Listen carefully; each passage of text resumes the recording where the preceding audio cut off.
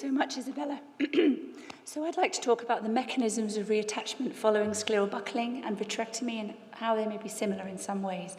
So building on my previous comments about outer retinal recovery, we've talked about how retinal recovery is rapid, forced, relatively turbulent, with bulk directional flow and displacement from a large gas bubble during transretinal drainage at the time of past plantar vitrectomy.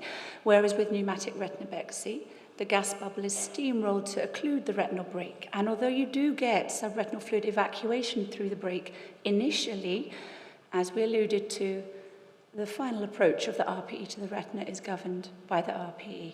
It's then followed by retinopexy. So, scleral buckling is a kind of magic, really. How do we achieve retinal reattachment? By approximating a scleral indent to an open retinal break, particularly if you don't drain. So there may be an element of reduced vitreous traction on account of the scleral indentation. Undoubtedly, the retinal pigment epithelial pump plays a role, but the bulk drainage of subretinal fluid or expulsion of subretinal fluid is a result of Bernoulli's principle of lamellar flow. This is the phenomena that's used in airplanes. This is a phenomena whereby the velocity of the fluid traveling up the indent, particularly on saccadic eye movements, which is why after a scleral buckle we encourage a patient to mobilize, results in a localized reduction in pressure, which encourages the fluid to egress through the retinal break.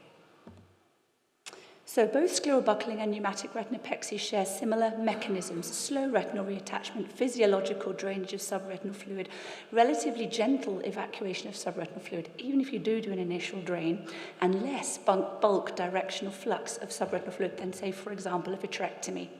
So we've talked about in vivo reattachment after pneumatic retinopexy, and what I have observed is a very similar course of events following scleral buckling. So this is a patient with a macular off detachment.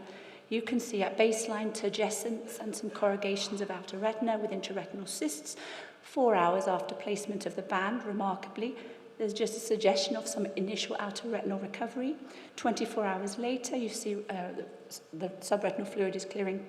This is a non-drainage technique, I should specify. I don't tend to drain. And you can actually see that the recovery is following the steps that we have discussed in the previous presentation, albeit each step is rather prolonged after scleral buckling. My experience in clinic is that we don't see displacement. We see good outer retinal recovery, but there is much less data after scleral buckling than there is after pneumatic retinopexy. So a meta-analysis has recently suggested that you get most retinal displacement after vitrectomy and perhaps least after a scleral buckle, but we really need more data. So scleral buckling may have the lowest rates of retinal displacement. Likewise, in the SPR study and recent meta-analyses, it's possible that you get the best vision after scleral buckle versus vitrectomy.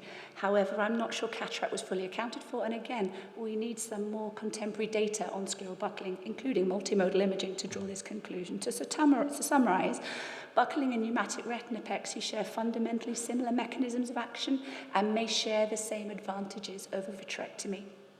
And this really means that while we gather more data, we as surgeons should be maintaining a very diverse skill set to make sure we give our patients the best functional outcomes. Thank you.